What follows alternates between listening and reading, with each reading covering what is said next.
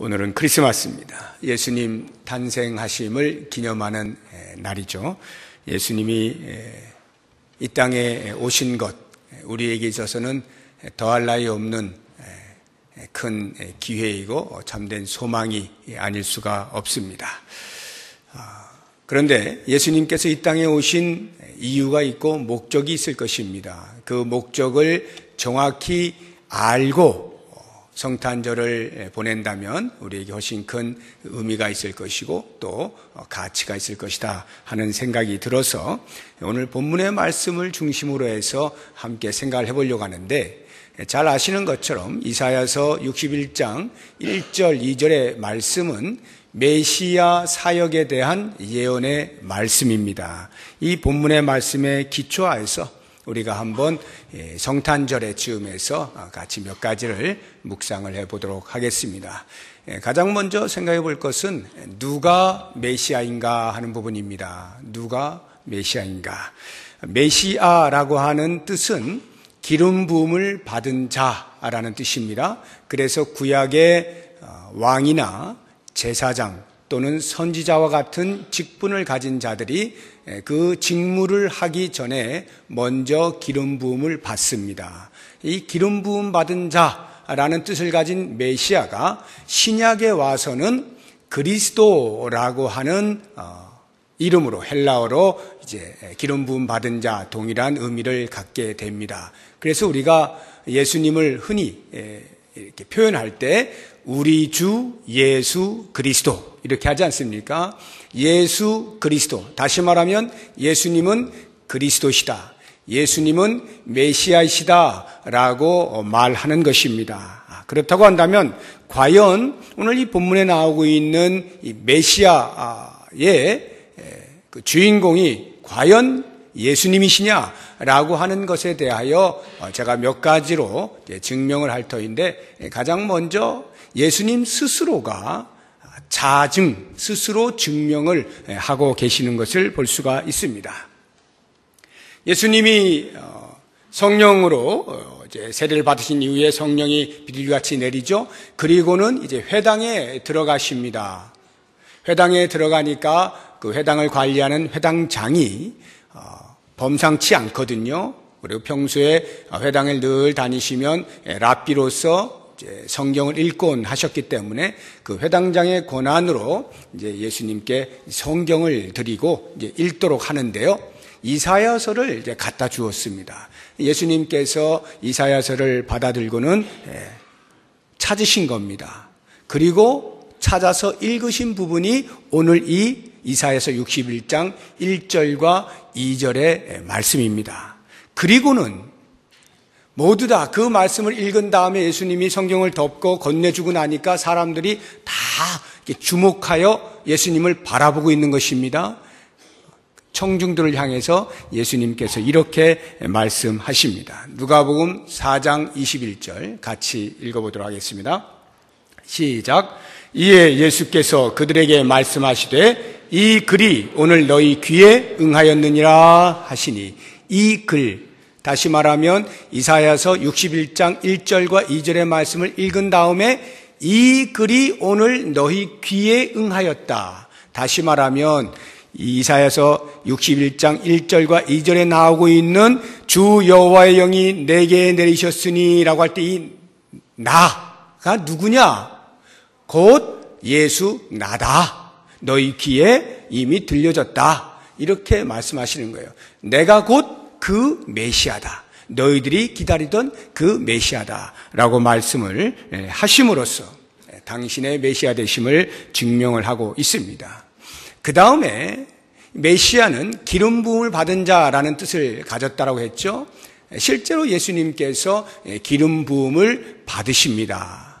그런데 기름 부음이 올리브 기름으로 기름 부음을 받는 것이 아니고 성령으로 기름 부음을 받으십니다. 오늘 말씀도 보시면 1절에 주 여호와의 영이 내게 내리셨으니, 여호와의 영, 성령이 내게 내리셨으니, 이 말씀과 내게 기름을 부으사라고 하는 이 말씀이 밀접한 관계를 맺고 있는 것을 봅니다. 그래서 신약에 와서 예수님에게서 그 기름 부으심이 성령으로 기름 부으신다라고 하는 것을 알게 되는 것입니다. 우리 마태복음 3장 16절 말씀을 같이 보도록 하겠습니다. 예수께서 세례를 받으시고 곧 물에서 올라오실새 하늘이 열리고 하나님의 성령이 비둘기같이 내려 자기 위에 임하심을 보시더니, 세례 요한에게 세례를 받으신 다음에 물에서 올라오시는데 하늘이 열리고 성령이 비둘기같이 예수님의 위에 임하시는 것입니다. 여러분, 성령이 예수님 머리 위에 임하시는 것, 그 광경이 상상이 되십니까? 과연 어떠할까? 저는 매우 궁금해요. 성령이 머리 위에 임하는 그 모습이 어떠할까? 이거 우리가 정확히 알 수는 없어요. 그렇지만 연상을 해볼 수 있는 힌트를 주는 구절이 있습니다. 그게 시편 133편 2절인데요. 같이 한번 보겠습니다. 시작. 머리에 있는 보배로운 기름이 수염 곧 아론의 수염에 흘러서 그의 옷깃까지 내림같고, 이 말씀은 아론 대제사장이 직분을 감당하기 위하여 기름 부음을 받을 때 주변에 사람들이 삥 둘러 있겠죠. 그리고 아론이 앞으로 나갑니다. 기름을 붓는데요, 올리브유를 붓는데 그 올리브유를 얼마나 많이 붓는지 쭉 부어서 기름이 흘러내려서 수염에까지 타고 내려가서 옷깃에까지 적셔지는 겁니다. 그걸 한번 상상을 해보세요. 기름을 쫙 붓는데 머리에서부터 저 흘러내려가지고 수염 타고 옷깃 타고 쭉 흘러내리는, 그러니까 기름이 충만하게 부어지면서 그 광경에 압도되는 그런 것이 연상되지 않습니까? 예수님께서 세례를 받으시고 물 위에 올라오셨는데 하늘문이 열리고 성령이 내려오는 겁니다. 그리고는 그 성령이 예수님 위에서 쭉 타고 온 몸을 감싸는 듯한, 다시 말하면 성령으로 충만한 모습이 아니었겠느냐. 실제로 예수님이 성령 충만한 그런 모습으로 사셨는가 하는 부분에 대해서 요한복음 3장 34절 같이 봅니다. 시작. 하나님이 보내신 이는 하나님의 말씀을 하나니 이는 하나님이 성령을 한량없이 주십니다. 예수님께 하나님께서 성령을 한량없이 충만하게 성령으로 충만하여서 하나님의 일을 감당하였다라고 하는 것이죠. 예수님은 기름 부음을 받으셨어요. 성령으로 기름 부음을 받으신 메시아시다 하는 것이고, 이제 세 번째로 예수님이 메시아이심을 입증할 수 있는 것은 그 기름 부음 받은 자들의 사명을 예수님께서 위임받아서 실제로 사역 가운데 행하셨다라고 하는 것인데요. 이 기름 부음 받은 자가 세 종류의 직분이라 했죠. 왕, 제사장, 선지자인데요. 과연 예수님이 왕으로서의 사명을 감당하시는가, 왕이셨는가 라고 하는 부분 같이 한번 봅니다. 요한복음 18장 37절입니다. 시작. 빌라도가 이르되 그러면 내가 왕이 아니냐? 예수께서 대답하시되 내 말과 같이 내가 왕이니라. 내가 이를 위하여 태어났으며 이를 위하여 세상에 왔나니. 거기까지 맞죠. 내가 왕이다. 네가 말한 것처럼 내가 왕이다. 이것 때문에 내가 세상에 왔고 태어났다. 이렇게 말씀하시는 거예요. 예수님은 왕이시죠. 첫째로는 유대인의 왕이시고, 그 다음으로는 온 세상의 왕이시고, 궁극적으로는 온 우주 만물의 왕, 만왕의 왕이시죠. 그러면 과연 예수님이 제사장으로서의 사명을 감당하셨는가? 제사장이셨는가? 라고 하는 부분, 히브리서 9장 11절 12절 같이 봅니다. 그리스도께서는 장래 좋은 일의 대제사장으로 오사 손으로 짓지 아니한 것 곧 이 창조에 속하지 아니한 더 크고 온전한 장막으로 말미암아 염소와 송아지의 피로 하지 아니하고 오직 자기의 피로 영원한 속죄를 이루사 단번에 성소에 들어가셨느니라. 예수님께서 대제사장으로 오셨는데 일반적인 대제사장은 염소나 송아지의 피를 가지고 제사를 드리지만 예수님은 당신 자신의 피로 제사를 드리신 대제사장으로서의 삶을 사신 것입니다. 과연 선지자로서는 어떠한가요? 선지자가 어떤 사람입니까? 하나님을 대변하여서 백성들에게 하나님의 마음과 뜻을 알려주는 사람이 선지자 아니었습니까? 과연 예수님이 그러하셨는가? 요한복음 17장 8절 말씀 같이 봅니다. 나는 아버지께서 내게 주신 말씀들을 그들에게 주었사오며 그들은 이것을 받고 내가 아버지께로부터 나온 줄을 참으로 아오며 아버지께서 나를 보내신 줄도 믿었사옵나이다. 아버지께서 나를 보내신 줄로. 하나님께서 예수님을 보내셨어요. 왜? 백성들 앞에 서서 당신의 뜻을, 당신의 마음을 전하라고. 선지자의 역할을 감당하셨다라고 하는 것입니다. 자, 이와 같은 사실들을 볼 때 예수님께서 메시아이신 것이 분명한 것이죠. 이와 같은 메시아의 예언의 말씀의 성취로서 예수님께서 이사야 선지자가 예언한 그로부터 약 700여 년이 지난 그 이후에 이 땅에 오신 것입니다. 자, 그렇다고 한다면 이제 예수님이 메시아라고 하실 때에 그 메시아로서의 사명, 그 메시아의 사명이 무엇이냐 하는 것을 오늘 본문의 말씀에 다시 한번 보기를 원하는데, 이사야서 61장 1절에 보니까 아름다운 소식을 전하게 하려 하심이라. 아름다운 소식을 전하는 것이 메시아의 사명인 것으로 나타나고 있습니다. 여기 아름다운 소식이라고 하는 히브리어 단어가 히브리어 성경, 구약 성경을 헬라어로 번역한 70인경이라고 하는 성경책이 있습니다. 그 성경책의 헬라어로는 이 아름다운 소식을 무엇으로 번역을 해놓았느냐 하면 유앙겔리온이라고 하는 복음이라는 뜻을 가진 헬라어의 어근을 가지고 번역을 해놓았어요. 유앙겔리온 또는 복음을 전하다, 유앙겔리조 이렇게 하는데요. 그 유앙겔리온, 복음, 다시 말하면 아름다운 소식, 복된 소식, 복음, 이것을 전하는 것이 메시아의 사명이라 하는 것입니다. 조금 더 이것을 펼쳐서 말씀을 드리면 2절에 보니까 여호와의 은혜의 해와 우리 하나님의 보복의 날을 선포하여 이렇게 되어 있습니다. 여호와의 은혜의 해 그리고 우리 하나님의 보복의 날을 선포하는 것, 이것이 복음이라는 말이에요. 자, 그러면 은혜의 해라고 하는 말이 무슨 말이냐? 여기 해라고 하는 것은 1년, 2년, 3년 할 때 그 해를 말하는 것입니다. 은혜의 해, 한마디로 이야기하면 희년을 가리키는 거예요. 우리 교회가 작년에 희년을 지냈죠. 50주년이 되는 때, 50년이 되는 때를 희년이라 하지 않습니까? 그리고 이스라엘 백성들에게 있어서 희년을 맞이하게 되면 그들에게 있어서는 어떠한 빚을 지고 있었다 할지라도 그 희년의 때 전부 탕감을 받죠. 빚을 탕감받습니다. 돈이 없어서 할 수 없이 몸으로 때우기 위하여서 다른 집에 종살이를 살게 된 사람도 희년의 때가 되면 다시 자유를 얻게 되는 것입니다. 땅을 판 사람도 그 땅을 다시 얻을 수 있어요. 회복이 됩니다. 기업에 회복이 있는 때가 희년입니다. 자, 그러면 이 당시에 과연 희년이 제대로 작동을 하고 있었을까? 희년의 그 정신을 따라서 이러한 그 제도가 시행이 되고 있었을까?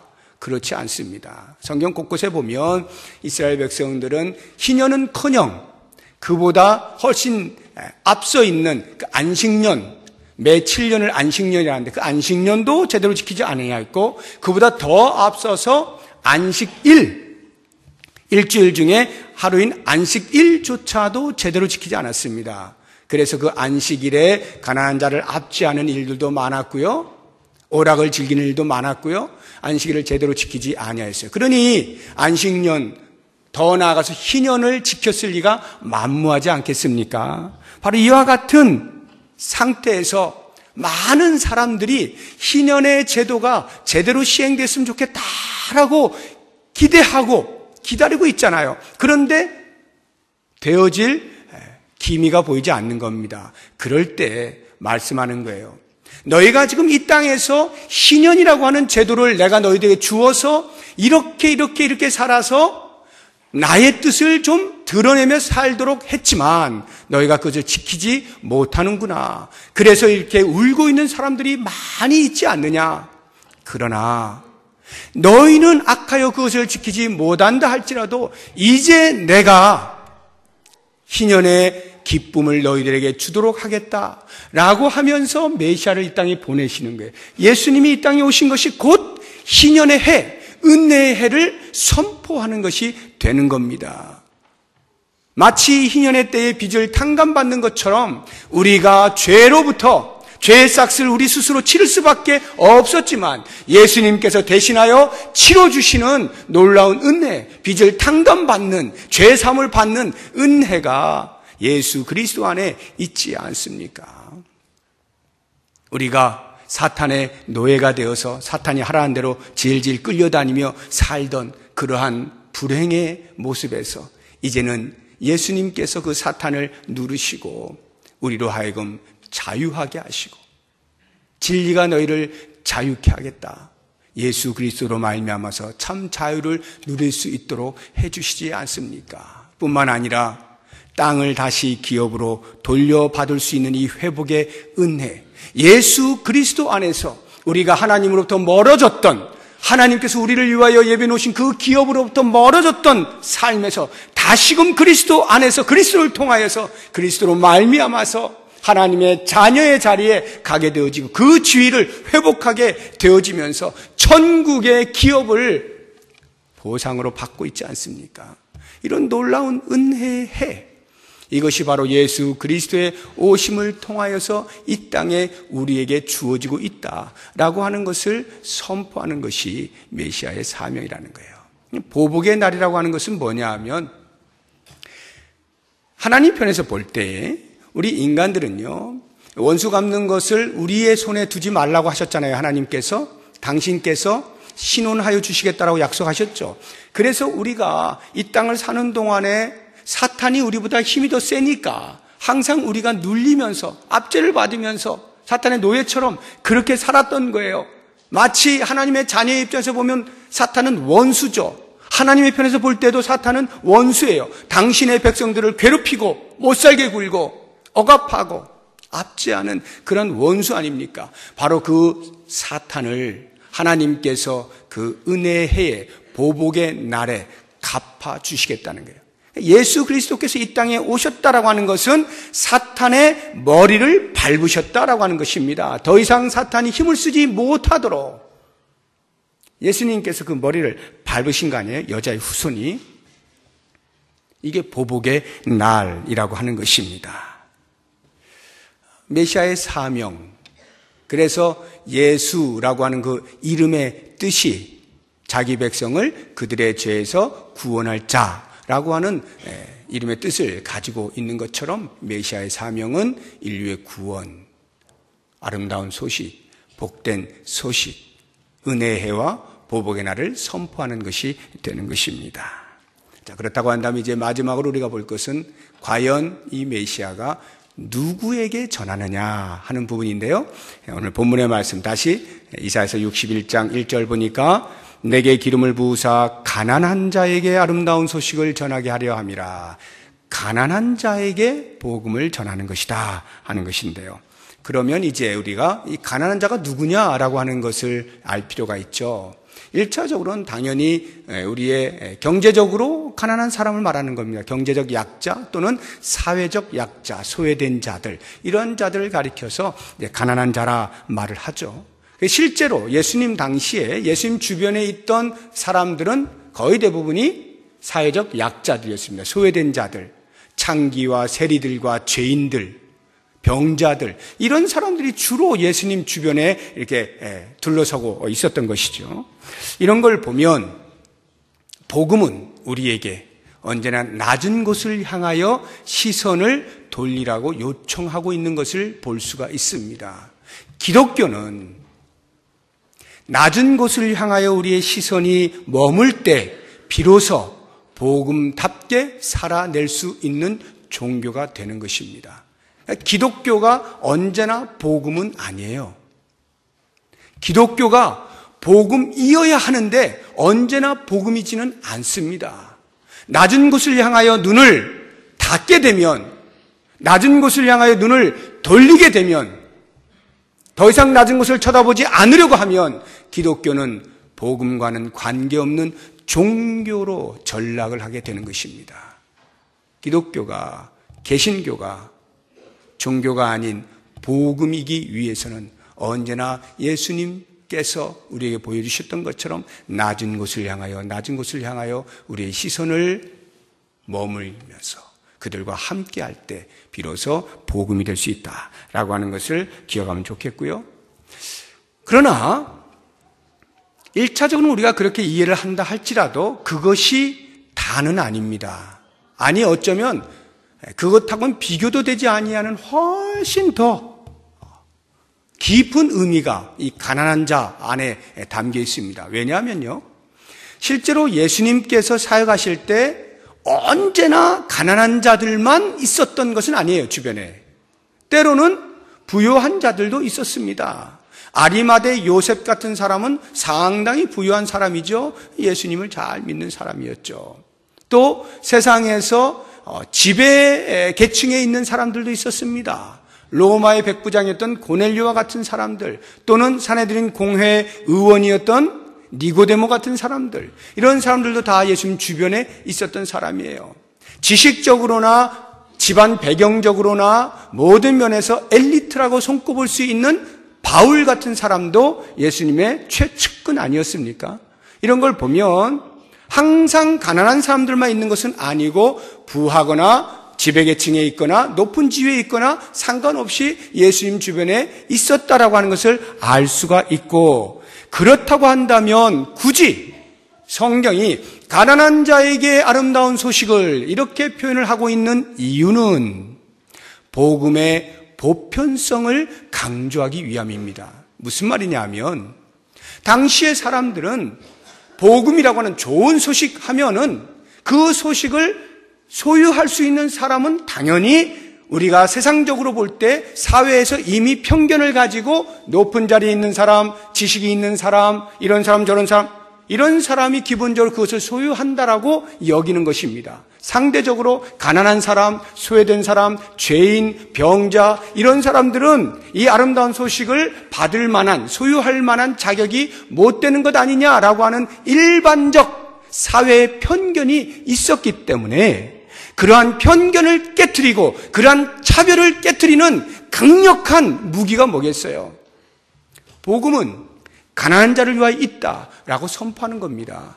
그랬을 때 그 복음은 부한 자에게도 있는 그들이 생각하는 그 당연성 안에 들어오게 되면서 복음은 가난한 자나 부한 자나 상관하지 아니하고 어떠한 차별 없이 누구도 배제하지 아니하고 그 복음을 들을 수 있고 만날 수 있다라고 하는 것을 강조하기 위하여 일부러 그 당시에 사람들에 의해서 배제되었던 가난한 자를 들먹이면서 가난한 자에게 아름다운 소식을 전하게 하려 함이라, 이렇게 말씀을 하고 있는 것이죠. 그렇게 볼 때 여기에 이 가난한 자라고 하는 것은 경제적으로나 사회적 약자의 의미를 넘어서서 영적인 빈곤을 느끼는 사람들, 영적 빈곤자들이라고 하는 것을 알 수가 있는 것입니다. 이 영적인 빈곤자임에 대하여서 우리가 좀 더 61장 1절 뒷부분을 보시면 자세하게 나와 있죠. 나를 보내사 마음이 상한 자를 고치며 포로된 자에게 자유를, 갇힌 자에게 노임을 선포하며. 마음이 상한 자, 포로된 자, 갇힌 자라고 하는 이런 모든 표현들은 전부 우리가 영적으로 볼 수 있어야 하는 것입니다. 마음이 상했다는 게 무엇입니까? 죄로 인해서 우리의 영혼이 갈기갈기 찢어졌단 말이에요. 상했단 말입니다. 터지고 상처가 났다는 거예요. 영적으로 우리의 정수리에서부터 발바닥까지 성한 곳이 없을 만큼 망가져 있다 이 말이에요. 이러한 마음이 상한 자를 고쳐주심, 그리고 포로된 자에게 자유를 주신다 할 때 이 포로된 것 역시 마찬가지죠.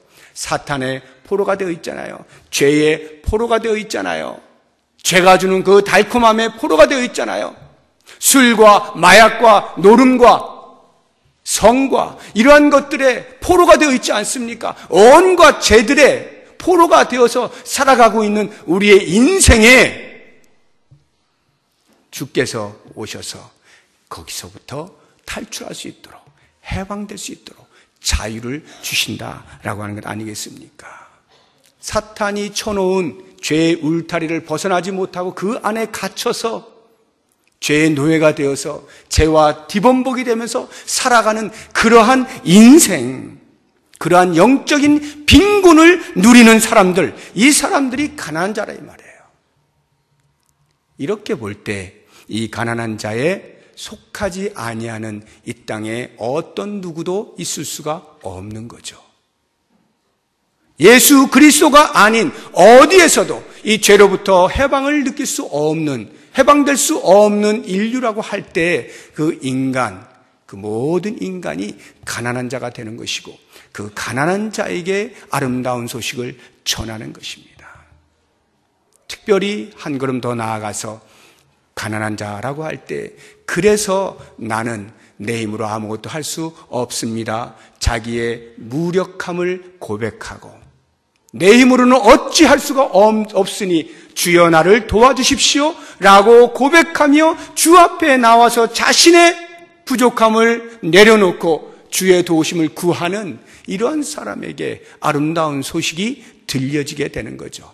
그래서 이 땅에서 복음이 들려질 때에 똑같은 복음이고 모든 인류에게, 모든 인간에게 다 필요한 복음임에도 불구하고 어떤 사람은 받아들이고 어떤 사람은 배척을 하는데 이 심령이 가난해서 갈기갈기 찢겨져서 내 스스로 치료할 수 없어 저 좀 치료해 주세요, 저 좀 도와주세요 라고 손을 내미는 이 영적인 가난이 있는 자들, 그들에게 아름다운 소식이 들려지게 된다라고 하는 것이죠.